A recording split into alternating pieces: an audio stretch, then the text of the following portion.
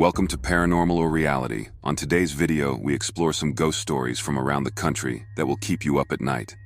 Now make sure to like and subscribe for more content like this. Let's begin. 26 years ago, or so, I would have been 14 years of age and still living in Africa. I can safely say I've had the most eventful life, so much so that I often wonder if I've been on Earth much longer than my actual birth age. The stories I can and will tell would sound so unreal and out of this world. Some I've experienced firsthand, and some I've heard, watched, or felt the emotion in which they were told by the people that I love. People I know would never make things up, take it or leave it. Now I am a published writer of poetry. Yet somehow, I've spent many years wondering how I can form the words to express all these things without somehow seeming crazy. But after a series of events that I've witnessed, I guess I feel I could give it a go. Now this was experienced by my brothers who both sadly passed away. I will not use their real names, but I'll call the oldest Luke and the second oldest Joseph. Luke finally found himself the job he'd longed for after a few attempts at passing his first-class license. He got a job driving HGV lotties for our Catholic church. He transported food to the underprivileged parts of Africa with his driver mate Lawrence. Now Luke was a bit of a ladies' man, so it would not be unusual for him to be recognized by women all over these towns. One night, Joseph, who then would have been 24 years of age, decided to join them for their trip. The lorries have a passenger seat that would sit two, but it's a very tight squeeze, and the driver's seat was separate. Luke always had a set of rosary beads dangling down from his mirror. He never went anywhere without them. From what I heard, it was quite late, perhaps close to midnight as they drove down this very uneven, dusty road. The area was as forgotten as many other areas, so no surfaced roads or street lights, and if there were any traffic lights at all, it would be in the square little town. I digress. Approximately a couple of miles from this little town, they overheard a woman shout Luke's name. It's a warm place. Windows were open, driving at barely 30 to 40 kilometers. They decided to stop. Startled by the disembodied voice, as they slowed to a stop, one of the back tires burst. Joseph told this story. I'd like you to imagine the following. He was almost foaming at the mouth, his eyes the size of saucers, and his entire body shaking as he crept closer and closer to the edge of the sofa. Mom and I listened, fully engaged and frozen. As they took the tire off to replace it, a woman dressed in a white nurse's uniform approached. It seemed she ran the short distance to them, judging by her breathing.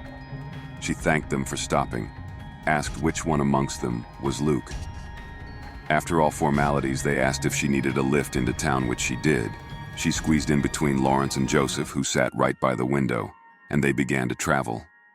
At first, they seemingly had a fun conversation and learned her name was Sam. Joseph, who at this point was more interested, chatted away with her. She even told him where she lived. They hadn't gone far at all when she began shaking. Apparently, she said she didn't like Luke and kept leaning forward to look at him, then tucking herself back. She did this a few times, to the point where they all decided that it was best to drop her off somewhere safely close to town, as the atmosphere had changed. Right then, a lorry appeared behind them, flashing its lights, attempting to overtake. But here's the issue. This was practically a one-vehicle road full of potholes, and on either side just bushes. This startled everyone, and Luke became quite agitated. But what's worse was the girl Sam. She began screaming. At this point, everyone was unnerved, and within what seemed like a split second, she had leapt using her legs, then pushed herself out the window head first. I'd like you to imagine that for a moment. This vehicle was a moving 25 to 30 miles an hour. Everything happened at once, and Luke pushed down on his brakes. He totally forgot about the speedy lorry behind him. They all anticipated a crash, but nothing happened. The lorry was gone. As they were more concerned about having possibly killed a girl, they were completely shaken up and took a moment before looking through the passenger mirror, only to see a white dress running back in the dark. She landed on her feet, then ran. But how? I have to take a moment here, because even I had to take this in. They decided they would stop at the nearest police station and report this incident. For all they knew, she had collapsed further down the road. But they were too afraid to go and check.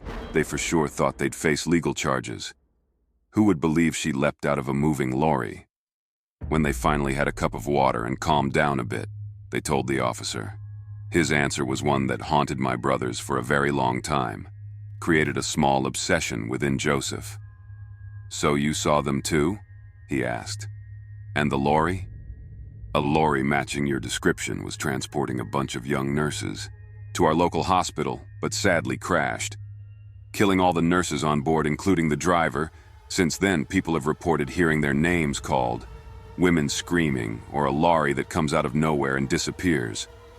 Some have even reported giving a lift to a few of the nurses, but they can never get past a certain point before they jump out and run off or something. Also, they behaving as though they were being burnt alive. I guess they were reliving their experience. Joseph refused to believe that a woman whose hand he held, whose scent he smelt and spoke to, was actually dead. We all tried to persuade him not to go to her house, but he wanted to make sure this experience was real.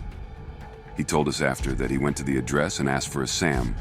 The woman burst into tears, told him she died 4 months ago. He decided to do the right thing and not tell her what they'd witnessed.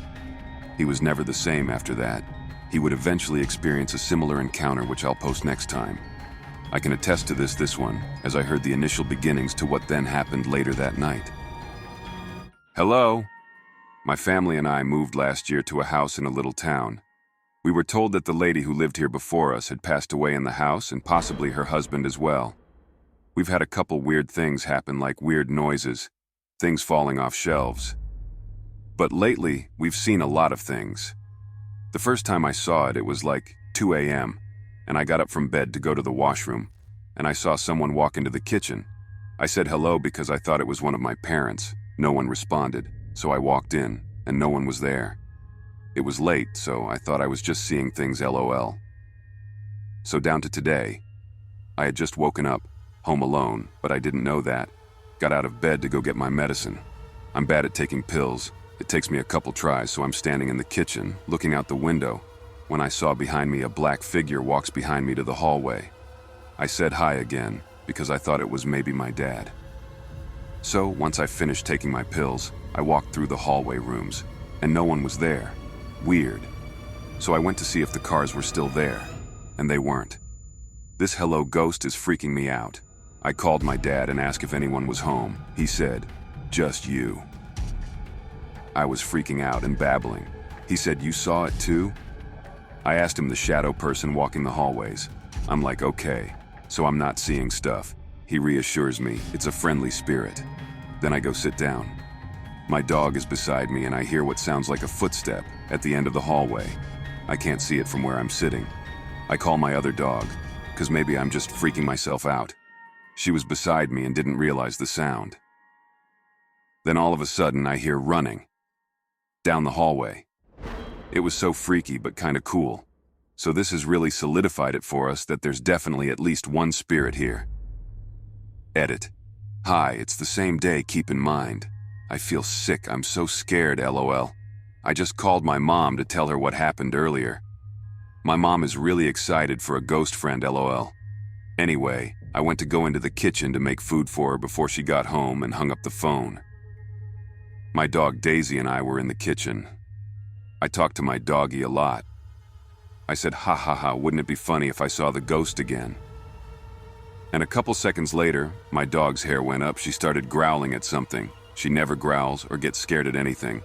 The one light in the kitchen started flickering. We've never had this issue before, and all the other lights that were on were completely fine.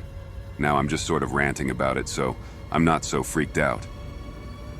But now I'm kind of worried my mom set it off by talking to her and using her name. Even though my mom and dad have seen it and heard stuff, I'm like, maybe I'm just hallucinating. Thanks for tuning in. Watch another video if you dare.